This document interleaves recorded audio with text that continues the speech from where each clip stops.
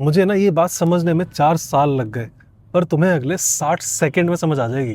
तुम्हारा fat loss रुकता नहीं है, तुम खुद उसे रोक देती हो। कड़वा है पर सच सुन लो, तुम बॉडी से नहीं जिंदगी से हार रही हो। तुम कंट्रोल तो करना चाहती हो सब कुछ, वेट, इमोशंस, फैमिली, लोगों को एक्सपेक्टेशंस, पर खुद को कंट्रोल किया? जिंदगी बार बार तुम्हें तोड़कर कहती है कंट्रोल तुम्हारे हाथ में था ही नहीं। और तुम क्या करती हो? तुम खुद को पनिश, ऊट पटांग डाइट्स, भूखा रहना, जबरदस्ती घंटों का वर्कआउट, और फिर कंट्रोल टूट जाए तो बिंज ईटिंग। फिर बोलती हो मैं कोशिश कर तो रही हूँ। नहीं, तुम अपने आप के खिलाफ काम कर रही हो। फैट लॉस कैलोरीज से नहीं रुकता, तुम्हारे इमोशनल केओस से रुकता है।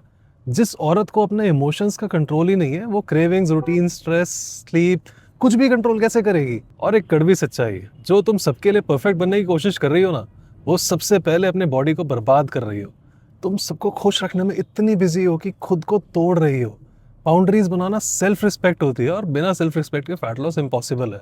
लोग ना तुम्हें तब तक इग्नोर करेंगे जब तक तुम उनके लेवल से ऊपर नहीं निकल जाती।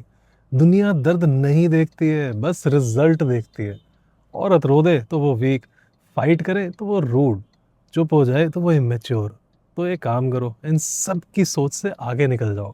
और याद रखना, गुस्सा, कामना, आलस, इन तीनों का कंट्रोल कर लिया तो तुम लाइफ को चलाओगी।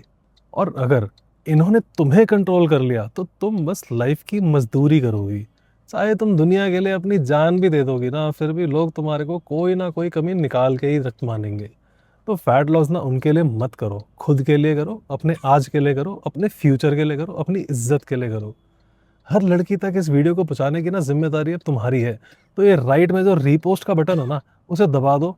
आधे सेकंड से ज्यादा नहीं लगेगा। और जब तुम थक जाओ, गिर जाओ, रुक जाओ, तब याद रखना, मैं तुम्हारे साथ हूँ।